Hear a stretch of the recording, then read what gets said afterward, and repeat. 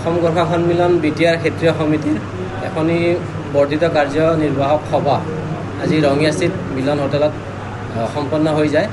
আজিৰ সভাত বিটিআৰ ক্ষেত্ৰীয় সমিতিৰ অন্তৰ্গত কোকৰাঝাৰ, চিৰাং, বাক্সা, তামুলপুৰ আৰু ওদালগুৰি জিলা তথা কেন্দ্ৰীয় সমিতিৰ বিটিআৰ ক্ষেত্ৰীয় সমিতিৰ অন্তৰ্গত থকা কেন্দ্ৰীয় সমিতিৰ বিভিন্ন পদাধিকাৰী বৰ্গই আজি এই সভাত অংশগ্ৰহণ কৰে।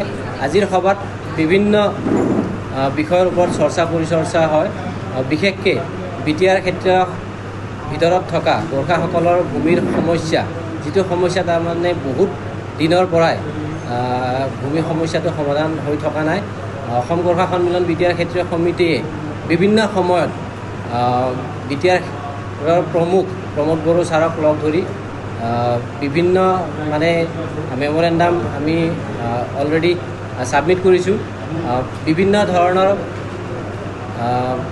প্ৰতিবাদী কাৰ্যসূচীও আমি লৈছোঁ, কিন্তু এই গোটেই প্ৰতিবাদী কাৰ্যসূচীয়ে হওক, বিভিন্ন ধৰণৰ আবেদন নিবেদন হওক, সেই গোটেই আবেদন নিবেদন তথা প্ৰতিবাদী কাৰ্যসূচীয়েও আমাৰ ভূমি সমস্যাটো সমাধান কৰিব পৰা নাই। এতিয়া আগন্তুক দিনত আজিৰ সভাই এটা প্ৰস্তাৱ গ্ৰহণ কৰিছে যে আগন্তুক দিনত BTCৰ লেণ্ড এণ্ড ৰেভিনিউ ডিপাৰ্টমেণ্টৰ EM ৰঞ্জিত বসুমতাৰীক লগ ধৰি আমি আকৌ আমাৰ সমস্যা তেওঁলোকক অৱগত কৰিম। BTCৰ প্ৰমুখ প্ৰমোদ বড়ো দেৱকো লগ ধৰি আমি আমাৰ সমস্যা অৱগত কৰিম। আৰু আমাৰ এই সমস্যাৰ বিষয়ে অসমৰ সন্মানীয় মুখ্যমন্ত্ৰী হিমন্ত বিশ্ব শৰ্মা ডাঙৰীয়াক লগ ধৰিও আমি অৱগত কৰাৰ আজি এটা প্ৰস্তাৱ গ্ৰহণ কৰা হৈছে। আৰু যদি আগন্তুক দিনত তেওঁলোকে আমাৰ সমস্যাৰ প্ৰতি যদি কাণ সাৰ নিদিয়ে, তেতিয়াহ'লে আমি গণতান্ত্ৰিক পদ্ধতিৰে বিভিন্ন প্ৰতিবাদী কাৰ্যসূচী হাতত ল'বৰ কাৰণে আমি বাধ্য হ'ম। গোৰ্খা সন্মিলন বিটিআৰ ক্ষেত্ৰীয় সমিতিয়ে ভূমি সমস্যা সমাধান নকৰালৈকে আমি যিকোনো গণতান্ত্ৰিক পদ্ধতিৰে আমি আন্দোলন তথা আলোচনাৰ বাটেদি আমি আগুৱাই গৈ থাকিম। BTCৰ ইলেকশ্যন আহিব, এটা নিৰ্দিষ্ট 5 বছৰৰ মূৰে ইলেকশ্যন হয়, গতিকে সেই ইলেকশ্যন আহিব, আকৌ যাব, নতুন চৰকাৰ গঠন হ'ব। গতিকে তাত আমাৰ বিশেষ ক'ব লগা একো নাই।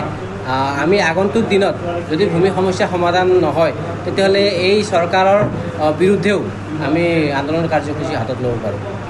অসম গোৰ্খা সন্মিলন বিটিআৰ ক্ষেত্ৰীয় সমিতিয়ে সমষ্টি পুনৰ নিৰ্ধাৰণৰ ক্ষেত্ৰত আগতে এটা উপসমিতি গঠন কৰা হৈছে, আৰু সেই উপসমিতিৰ যোগেদি BTC চিফ প্ৰমোদ বড়ো, অসমৰ সন্মানীয় মুখ্যমন্ত্ৰী হিমন্ত বিশ্ব শৰ্মা ডাঙৰীয়া আৰু অসমৰ মহামহিম ৰাজ্যপাল তেখেতৰ হাতত আমি এটা মেমৰেণ্ডাম অলৰেডি ছাবমিট কৰা আছে। আমি BTC চিফক আৰু নিখিল বড়ো ছাত্ৰ সন্থাৰ সন্মানীয় সভাপতি দীপেন বড়ো দেৱকো আমি অনুৰোধ জনাইছোঁ যাতে অন্ততঃ 4টা সমষ্টিত যিটো নতুন সমষ্টি পুনৰ নিৰ্ধাৰণ হ'বলৈ গৈ আছে, 40টা সমষ্টিৰ পৰা যিটো 54টা সমষ্টি হ'বলৈ গৈ আছে, সেই 54টা সমষ্টিৰ ভিতৰত যাতে ওদালগুৰি, তামুলপুৰ আৰু বাক্সাত অন্ততঃ 4টা এনেকুৱা সমষ্টি যাতে হয়, তাত আমাৰ গোৰ্খাসকলে নিৰ্বাচিত হৈ আহিব পাৰে।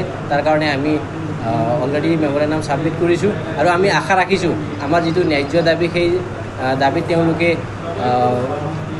সহযোগিতা আগবঢ়ায়, আৰু অন্ততঃ 4টা সমষ্টি য'ত আমাৰ গোৰ্খা নিজে ইলেকশ্যন খেলি যাতে নিৰ্বাচিত হৈ আহিব পাৰে, তেনেকৈ 4টা অন্ততঃ সমষ্টি নতুনকৈ যিটো নিৰ্ধাৰণ হ'ব লগা আছে তাত আমি পাম বুলি আমি আশাবাদী।